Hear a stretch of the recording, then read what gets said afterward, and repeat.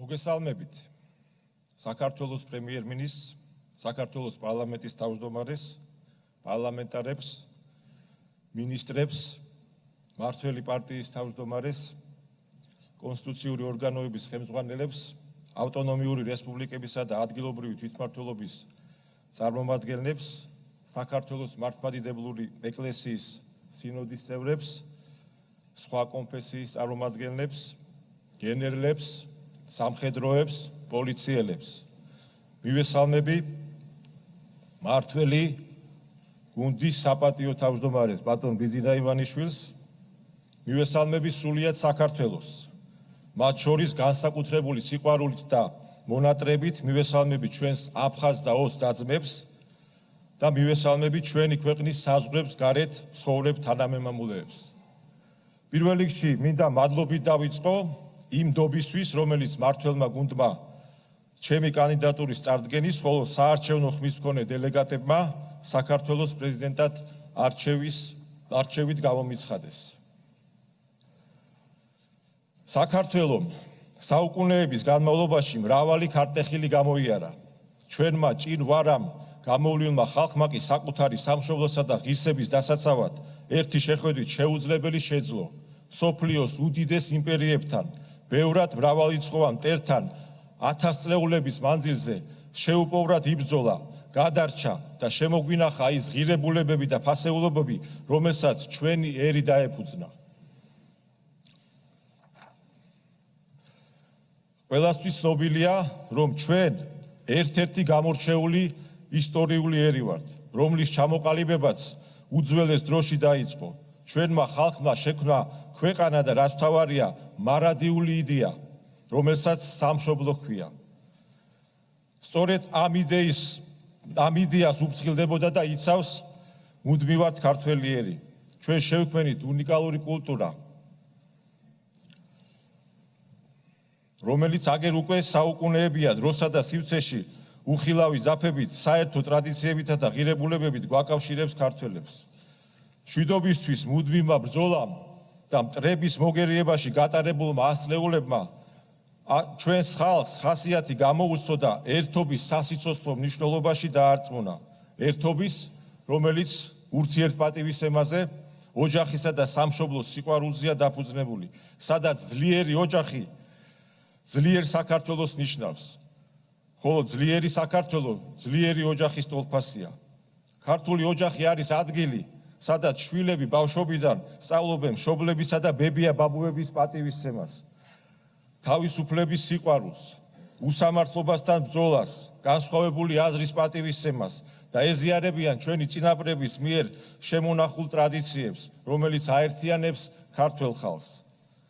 ქართველი ხალხის ბუნება, ისტორია და კულტურა კარგად ჩანს ჩვენს ენაში, რომელიც მსოფლიოს უძველეს ენათა შორის იკავებს საპატიო ადგილს. არაერთი ქართული სიტყვა, ფრაზა თუ გამონათქვამი ანარეკლია ჩვენი წარსულის, რომელიც სავსეა ქართველი ხალხის თავდათების თუ შეუპოვრობის ისტორიებით. ქართულ ენაზე შექმნილია მსოფლიოს დონის არაერთი შედევრი, რომელიც დღესაც აღართოვანებს კითხვებს. ქართული ენა ყველაზე კარგად აჩვენებს ქართველი ადამიანის ხასიათს და იმ ემოციებს, რომელიც მხოლოდ ჩვენთვისაა დამახასიათებელი. ჩვენი ისტორია მკაფიოდ გვიჩვენებს, რომ სამშობლოსა და ტრადიციების დასაცავად გადატანილი უამრავი ბრძოლის კვალდაკვალ ქართველი კაცისთვის ერთ-ერთი მთავარი მიზანი და ღირებულება იყო მშვიდობა. როდესაც ჩვენ ერთს სიმშვიდეში, შრომის, საკუთარი კულტურის გამდიდრების, გენიალური ხელოვნების ნიმუშებისა და ხუროთმოძღვრების ძეგლების შექმნის შესაძლებლობა უნდა ჰქონოდა. მოგეხსენებათ, ქართული სუფრა არა მხოლოდ ჩვენი ტრადიციების და დამოკიდებულებების გამოვლინებაა, არამედ არამატერიალური კულტურული მემკვიდრეობის ძეგლია, რომელიც ყველაზე კარგად გვიჩვენებს ჩვენი ქართველების დამოკიდებულებას მშვიდობის მიმართ. ნებისმიერი ქართული ტრადიციული სუფრა უფლისა და მშვიდობის სადღეღელოთი იწყება. ამით ქართველი კაცი ღმერთს ადიდებს, მადლიერებას გამოხატავს და პირველ რიგში მშვიდობას შესთხოვს. ეს აიხსნება სწორედ ჩვენი წარსულით, იმით რომ მომებისგან დაქანსული ქართველებს მშვიდობა სანატრელი გვაქვს ქცეული. ქართველ ხალხს ყოველთვის კარგად ჰქონდა გათავისებული, რომ მშვიდობა გადარჩენის და გაერთიანების მთავარი საწინდარია. კეთილდღეობის მიღწევა, უწყვეტი განვითარება, უსაფრთხო და ნათელი მომავლის უზრუნველყოფა, ბედნიერებისკენ სწრაფვა, მხოლოდ იმ პირობებშია შესაძლებელი, თუ კი არსებულ გამოწვევებს სიფრთხილით მოვეკიდებით. გავაანალიზებთ ჩვენს წინაშე არსებულ საფრთხეებს და გადაწყვეტილებებს არა ემოციებზე დაყრდნობით, არამედ გააზრების შედეგად მივიღებთ. უკაცრავად.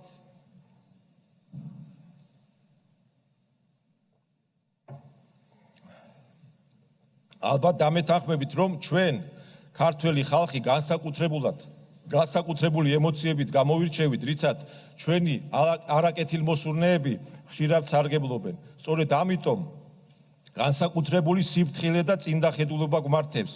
წარსულში დაშვებული შეცდომების გაანალიზება უნდა იყოს თითოეული ჩვენი მომავალი გადაწყვეტილების საწინდარი. ჩვენ ხელმძღვანელობთ მხოლოდ და მხოლოდ ჩვენი ეროვნული ინტერესებიდან გამომდინარე.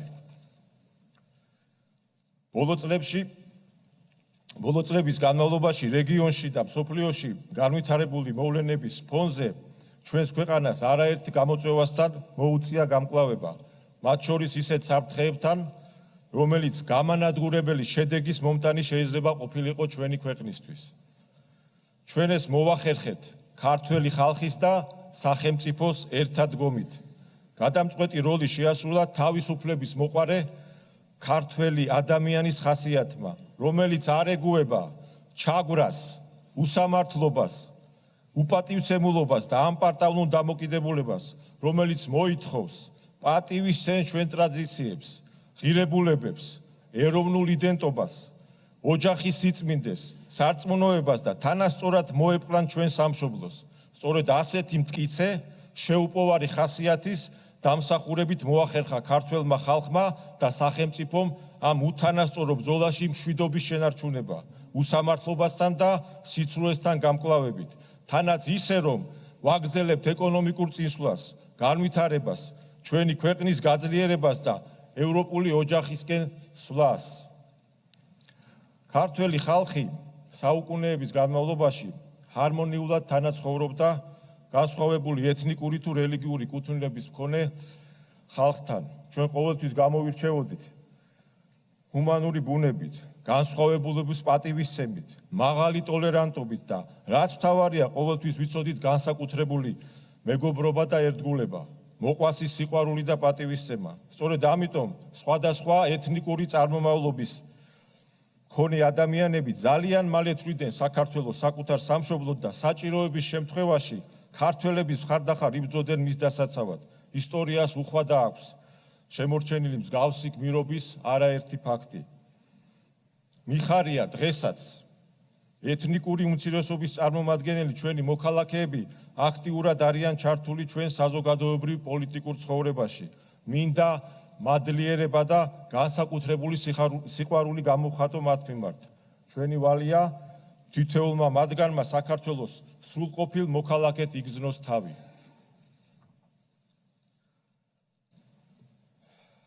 თითოეულ ჩვენგანს განსაკუთრებით გვტკივა ის ჭრილობა, რომელიც მავანთა მიერ თავსმოხვეულმა დაპირისპირებებმა მოგვაყენა და დაგვაშორა ჩვენ აფხაზ და ოს დაძმებს, ვისთან ერთადაც საუკუნეების განმავლობაში თანავცხოვრობდით, ერთად ქმნიდით საქართველოს ისტორიას.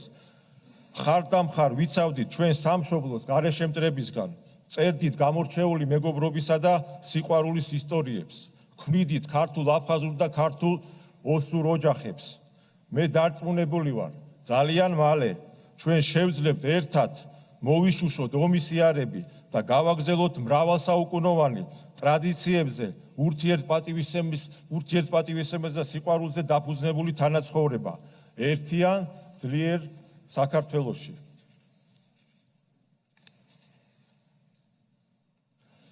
დღეს ჩვენი ქვეყანა დგას გარედან თავსმოხვეული საზოგადოების ხელოვნური პოლარიზაციის წინაშე. ჩემთვის საქართველოს თითოეული მოქალაქე ძვირფასია. მათი შეხედულებების თუ პოლიტიკური კუთვნილების მიუხედავად. მე ვაპირებ ვიყო ყველას პრეზიდენტი. იმის მიუხედავად, ვის მოვწონვარ და ვის არა. ჩემი მომავალი ძალისხმევა მიმართული იქნება საზოგადოების კონსოლიდაციის და გაერთიანებისკენ.